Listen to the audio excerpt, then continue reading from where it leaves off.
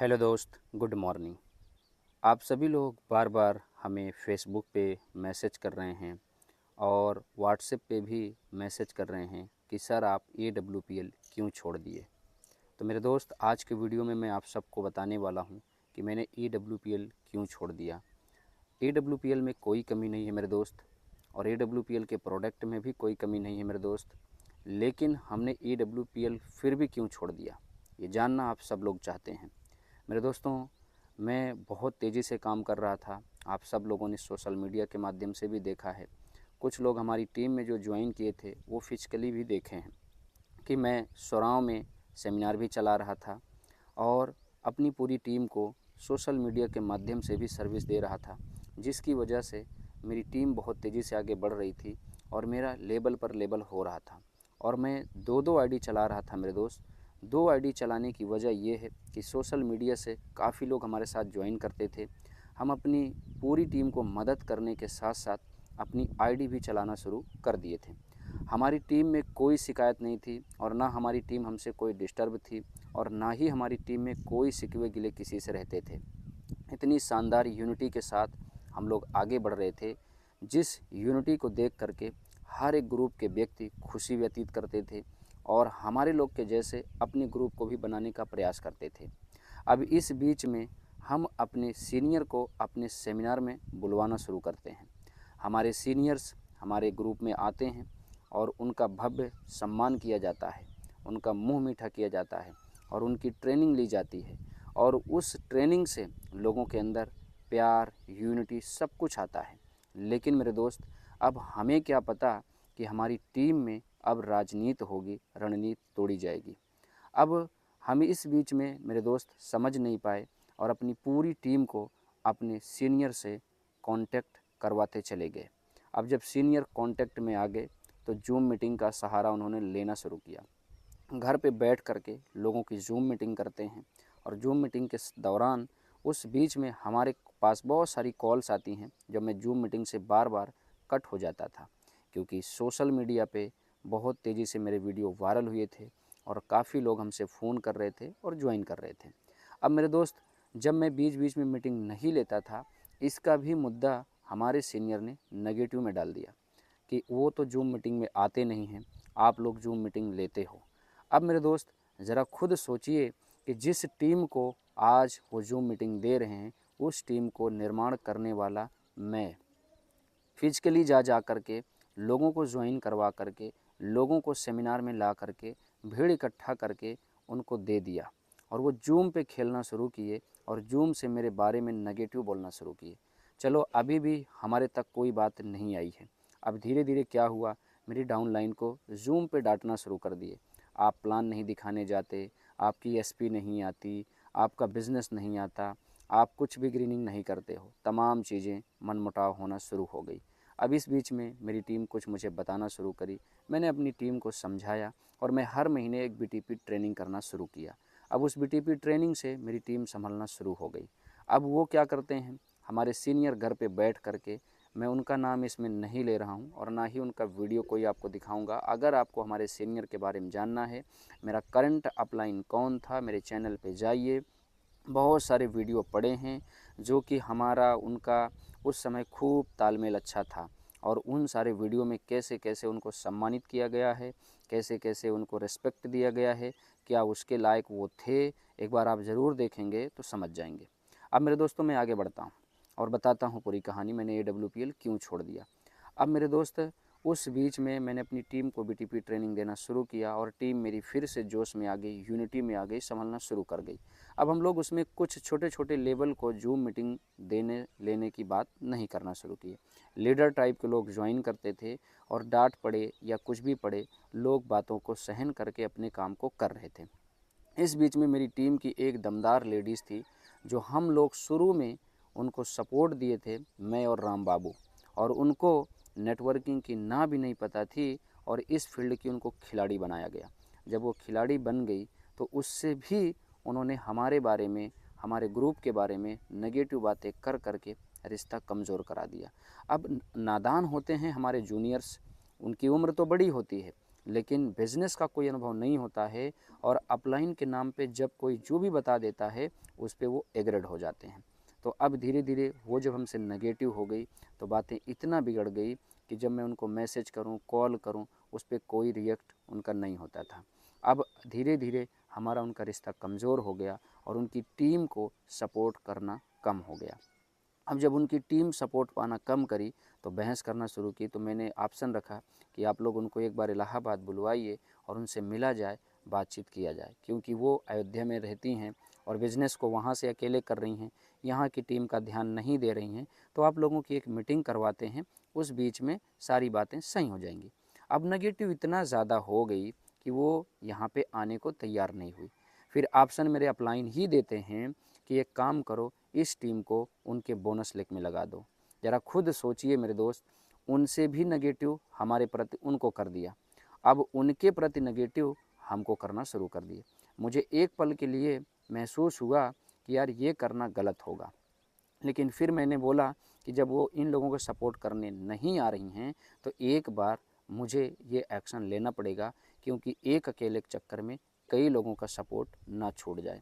और मेरे दोस्त, फिर उन लोगों को मैंने किया तो नहीं, लेकिन उन्हीं लोगों से उनके तक मैसेज कराया गया, कॉल पे बात किया गया कि अगर आप नहीं आते हो तो इस टीम को इस लेग में लुठा करके उस लेग में लगाया जाएगा। अब इस मुद्दे पे मेरे अपलाइन ने मुझसे ऐसा बोला करने के लिए, और उससे क्या बोलता है कि आपकी टीम ख़राब हो जाएगी, आप जाओ इनके नाम एफआईआर कर दो। और वो जा कर के मेरे नाम एफआईआर कर देती है।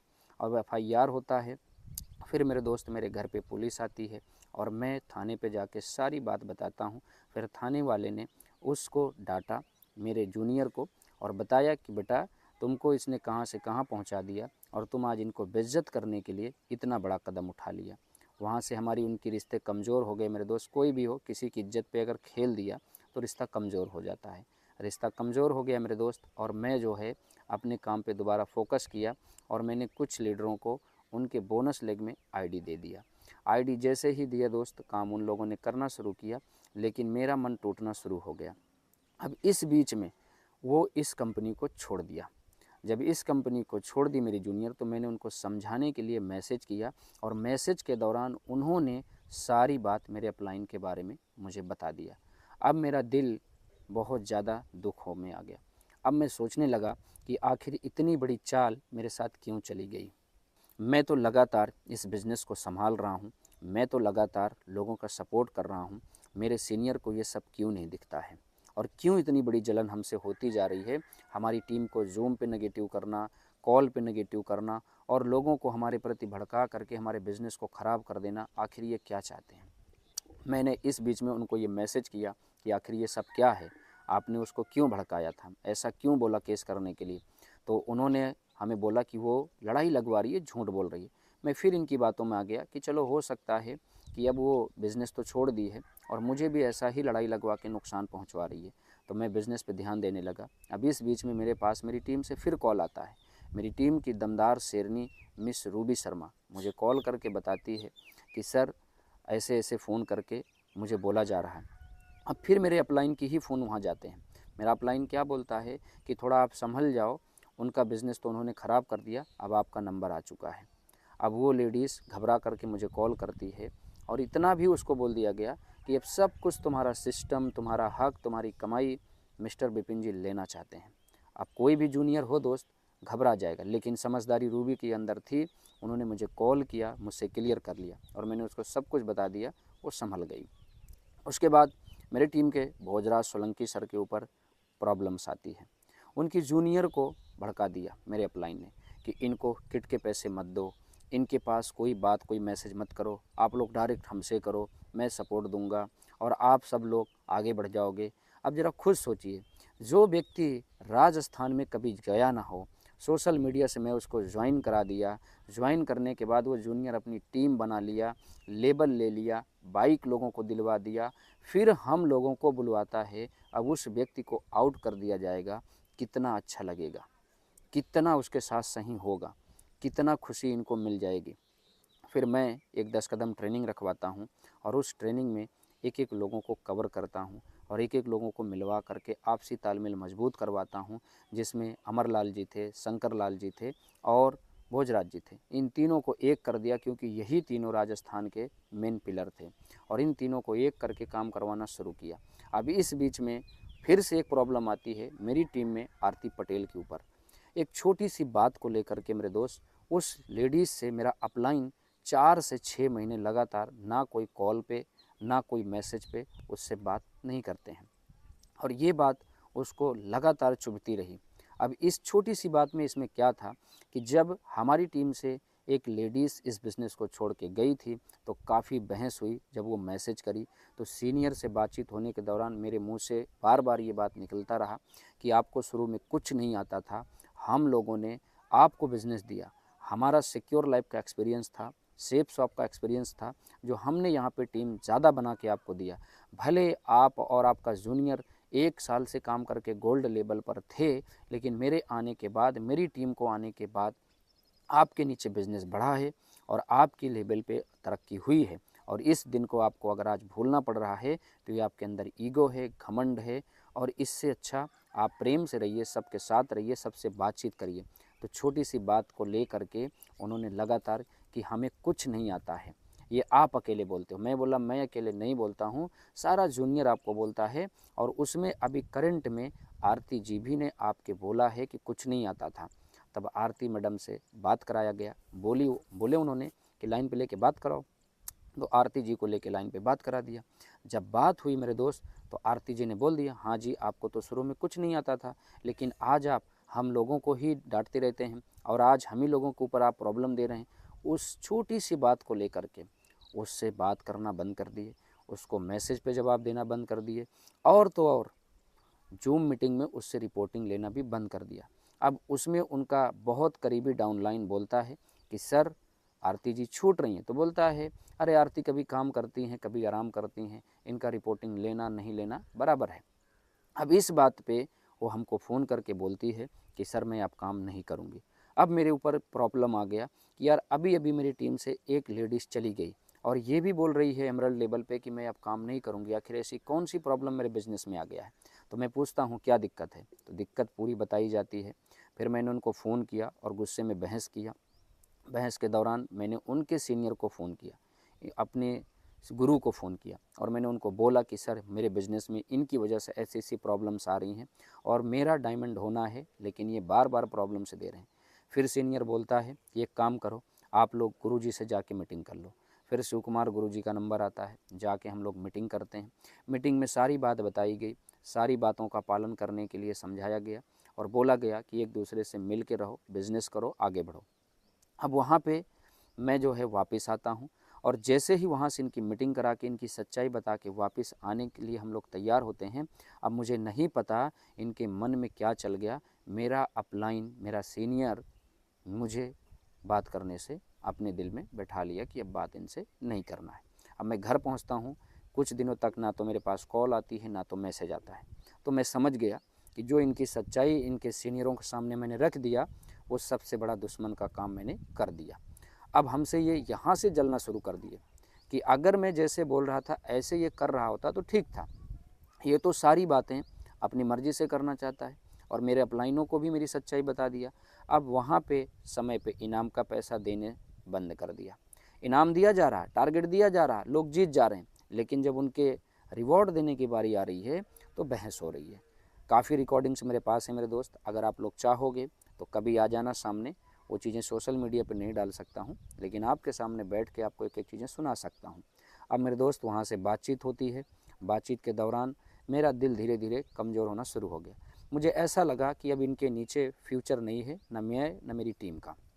अब मैं इनसे बात करना शुरू किया कि अगर आपको बिज़नेस करने में प्रॉब्लम्स हैं, अगर आपको काम करने में प्रॉब्लम्स हम लोगों से हैं, तो हम लोगों को आप फ्री कर दो और हम लोग अपना काम कर लेते हैं।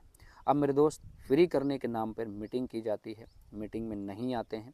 मीटिंग में एक मीटिंग कैंसिल हो जाती है दिल्ली की, दोबारा 26 तारीख को रखी गई, दोबारा 26 तारीख को जाते हैं।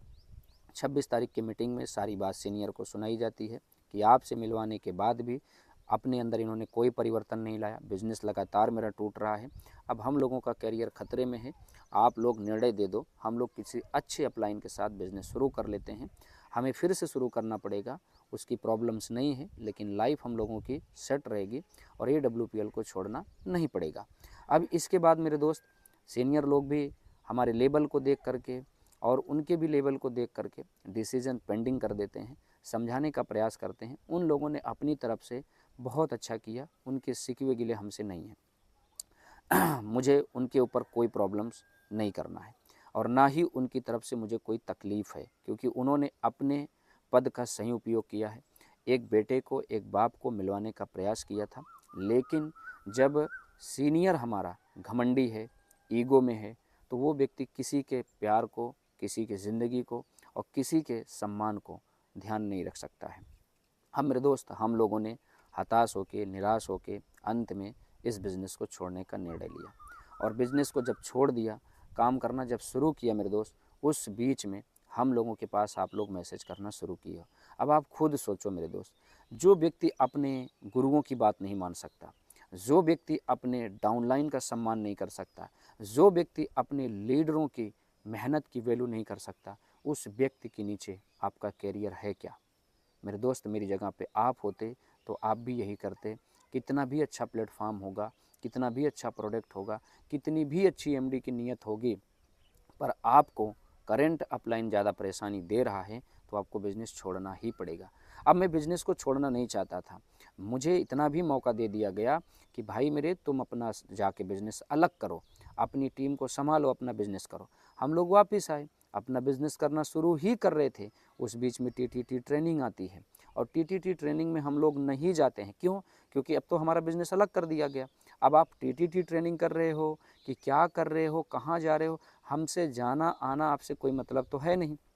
अब हम लोग वापस आए ही थे, हफ्ता 10 दिन के बाद इनकी ट्रेनिंग आ जाती है और ट्रेनिंग में हम लोग नहीं जाते हैं तो हम लोगों की आईडी बंद कर दी जाती है और हम लोगों की आईडी होल्ड कर दी जाती है।